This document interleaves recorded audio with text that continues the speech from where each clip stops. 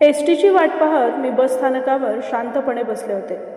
नेहमी वेळेवर येणारी बस त्या दिवशी मात्र अर्धा तास उलटूनही आली नव्हती.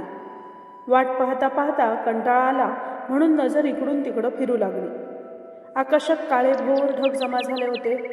हळूहळू थंडगार वाऱ्याची झुळूक अंगाला स्पर्श करून जात होती. वातावरणात एक वेगळीच शांतता होती. ढगांचा गडदपणा पावसाची चाहूल देतच होता आणि पुढच्याच क्षणी जणू निसर्गानं माझा विचार ऐकलाच असावा. पावसाच्या हलक्या फुलक्या सरी नव्हे तर सोसाट्याच्या वाऱ्यासह ढगफुटीचाच भास होईल असा मुसळधार पाऊस कोसळू लागला. शाळा आणि महाविद्यालय सुटल्यामुळे बसस्थानकावर विद्यार्थ्यांची गर्दी वाढत होती. पावसानं काही दिवस विश्रांती घेतल्यामुळे अनेकांकडे छत्री देखील नव्हती. अचानक आलेल्या पावसानं सगळ्यांचीच धांदल उडाली. जो तो निवाऱ्याच्या शोधात धावत होता.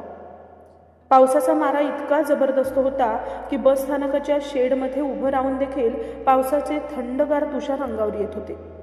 तेवढ्यातच एक बस आली. विद्यार्थी घाईघाईनं उतरले आणि जणू त्यांचीच वाट पाहत असल्यासारखा पाऊस देखील थांबला. वातावरण थोडं स्थिरावलं. ओल्या मातीचा मंद सुगंध सगळीकडे दरवळू लागला. इतक्यात माझं लक्ष एका छोट्याशा कबुतराकडे गेलं. ते शांतपणे ओल्या जमिनीवर चोचीनं दाणे टिपत होतं. जवळजवळ अर्धा तास ते आपल्या कामातच मग्न होतं. किती साधं असतं नाही आयुष्य. किती कमी अपेक्षा. फक्त पोटापुरतं अन्न मिळालं की ते समाधानानं आकाशात झेपावतं. क्षणभर वाटलं माणसाने देखील कदाचित यांच्याकडूनच समाधान शिकायला हवं. पाऊस ओसरल्यानंतर हवेतला गारवा अधिकच वाढला. रखरखलेल्या धरतीला जशी थंडाव्याची उसंत मिळाली होती तसंच मनालाही एक वेगळंच समाधान मिळालं. समोरच्या झाडांवर विविध पक्षी येऊन बसले. ते पंख फडफडवत पावसाचं पाणी झटकत होते. त्यांचा किलबिलाट, पावसानं धुवून निघालेल्या गर्द हिरव्या झाडांचा रंग आणि स्वच्छ झालेलं वातावरण सगळंच अगदी कसं मन मोहून टाकणारं होतं. मी त्या दृश्यात पार हरवून गेले होते. तेवढ्या स्टेशन मास्टरच्या अनाऊन्समेंटनं माझी तंद्री भंगली. एसटी आली आहे. मी पटकन बसमध्ये चढले. माझ्या मागोमाग 4-5 शाळकरी मुली देखील बसमध्ये आल्या. मी नेहमीप्रमाणे खिडकीजवळची जागा पकडली. नुकताच पाऊस कोसळून गेल्यानं आकाश पूर्णपणे स्वच्छ झालं होतं.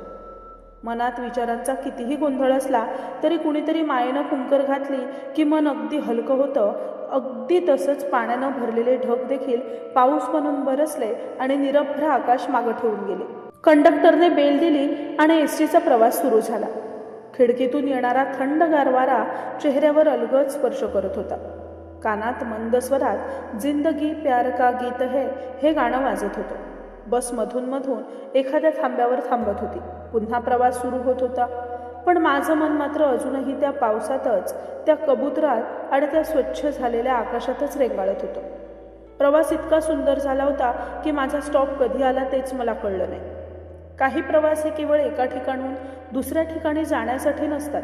ते मनालाही एका नव्या शांततेपर्यंत घेऊन जातात आणि मनात एक विचार सहज टोकावून गेला.